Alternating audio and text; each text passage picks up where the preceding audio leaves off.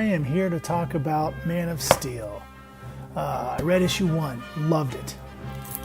Read issue 2, loved it. Read issue 3, really liked it. Read issue 4, kind of liked it. Read issue 5, really liked it. And now it comes time for issue 6. Let's dive into this thing. Now, let me just say right off the bat, heavy spoiler warning. All along, I've made a point not to talk about what was going on with Jonathan and Lois. Unfortunately, that plot thread is so weaved into the main story of this book, it's going to be hard put not to spoil it. So I'm just going to go ahead and talk about it. So if you haven't read Man of Steel issue 1 through 5, maybe you want to skip out on this video. If you haven't read Man of Steel issue 6, you definitely want to skip out on this video because I am about to spoil the book as I open the page. So one more time, spoiler warning. Here we go. So the book opens up. It's always had a planet here in the middle or a round circle. In this issue, it is Jonathan Kent's face. And there's people talking about him. This is where I'll give you the backstory of what's been going on.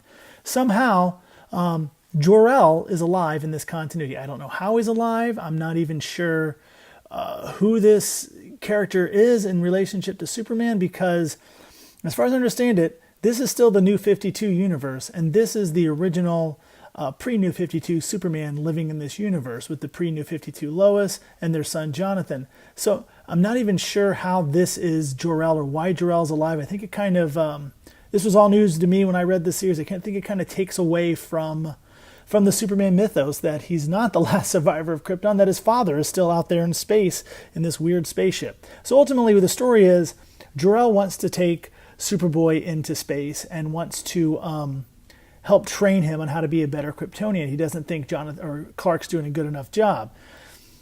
Already that should have been a sign for Superman to tell Jor-El to hit the road, but he doesn't. But there's this great bit of dialogue here from Superboy where he goes, "There is another reality, okay? And I have seen it, where I grow up to be Superman, okay? And then, oh yeah, I kill millions of people with my out-of-control solar flare powers. That happens." Didn't know anything about that, but apparently that happened in Superman number 37, where the Batman of Tomorrow comes back to kill Superman's son. I've never read that book. I don't know what he's even talking about, but I guess it's a major plot point. So anyways, what's been going on is Jor-El's been trying to talk Superman and Lois into letting him take Jonathan into space. And, you know, it's the artwork. By the way, the art in this entire book is by Jason Fabok, and he does an amazing job. His Superman is a pretty spot on what I want to see Superman look like. I think what everybody expects him to look like. Jor-El kind of comes across as a jerk in this, by the way. But that's not the main story of the book. The main story of the book is what is going on with this guy, this Ror-Zah, whatever his name is. He's at the center of the Earth trying to destroy the planet Earth just because Kryptonians live on it. And Superman has tracked him down, and he's having none of it. They have this little conversation, which, I don't know, it's kind of a little dry and not really what I would expect from Superman. But the artwork, wow, look at that. Look how good Superman looks. That's what I want Superman to always look like. That's incredible. Look at this look on his face. And it says, "You're very sincere in your hate for me, just because of who you think I am. The sincerity. I feel sad for you." So the fight, obviously Superman was just trying to goad him out. He ends up, the battle commences, and it's a brawl. A lot of running dialogue here from Clark. "I can't overpower him. I can't outfight him. All I can do is stay ahead of him." This feels a lot like his battle with Doomsday back in the 90s. So the fight's going on. He leaves the center of the Earth, taking the Doomsday, I guess, device with him into space. And we keep cutting back to Jor-El trying to convince Clark and Lois to let him take Jonathan across the galaxy. John needs perspective. Travel and experience will provide him with the tools he needs to thrive and survive.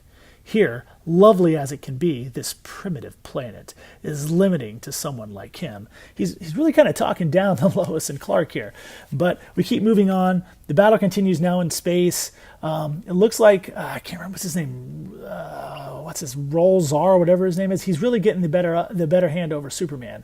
He's kind of working him pretty hard here in space. Lois is saying she'll go with Jonathan because Superman needs to stay on Earth and protect it. Great panel here. Stop! Everybody, just stop! But we cut back to the battle in space. He's going for his device. It's great. It's a great space battle between Superman and a villain, intercutting between what's going on with Jonathan and Lois in the past. I don't want to dig too much into it, because I want you to get the book and read it. It's really good. It's really well written. I can't really say anything bad about the dialogue and the text in the book. It's really well done. But Superman is, what does it say here? The longer I drag this fight out, I thought I could maybe tire him out or cut off his power source. But I'm the one who, boom, Supergirl shows up. So Supergirl comes and lends a hand to the fight. Kara, I love her. And the fight commences. So that's cool. Wow. That's a heck of an ad for Superman #1 coming up. Look at that chin. That is a heck of a chin on Supes. So again, the fight's going on, and we're cutting back and forth. It's well done. It's good. I'm not really digging what happens next, because in one panel, Superman's letting his father take away his son and his wife. In another panel, Supergirl shows up, fires a ray which sends our villain into the Phantom Zone, thus ending the fight. Meaning Supergirl came and saved the day with an assist from Green Lantern, who grabs the device. And so it's cutting back between Superman defeating his villain, but he's not the one actually defeating the villain. Supergirl is. And then over here, he's sending his wife and son into space to go with his father, who I thought was dead. So ultimately, you have, I'm going to skip ahead a little bit here. They have a funeral for the survivors of the people who died in Kandor. But ultimately, just zipping through the book because I don't want to spoil every page. Because you should, if you haven't read it yourself, you should get it. But ultimately, the story ends for Superman like this: he's alone. He didn't defeat the villain. Supergirl's going off to space to learn more about them, and he's kind of a sad sack ending for Superman. He doesn't have his wife, he doesn't have his son, and he didn't defeat the villain. Somebody else did. In his own book, Supergirl was the one who defeated the villain.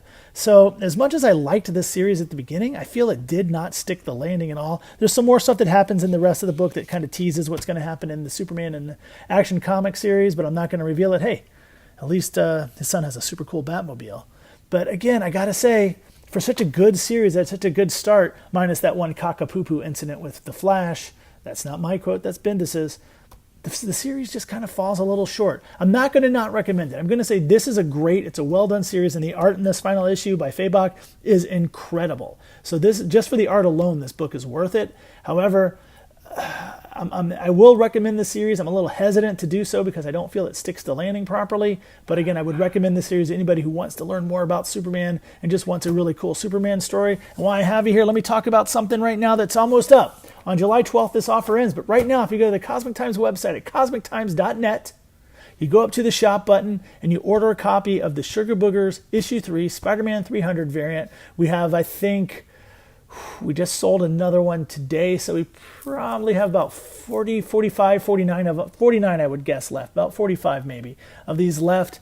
So get it while you can. We're doing a special offer where you buy this variant, this issue 3 variant. We also include the issue 1 variant and the issue 2 variant, all with great art by Michael Loco Duck Duron. So go to cosmictimes.net, go up to the shop, and order this book. Again, you order the one book and you get the other two for free. Just need to order the one, and these two will be just included in the pack with it. Again, that Sugar Boogers Retailer Variant Issue 2, Sugar Boogers Retailer Variant Issue 1, all come free if you order the Sugar Boogers Issue 3 variant before July 12th. So get on that.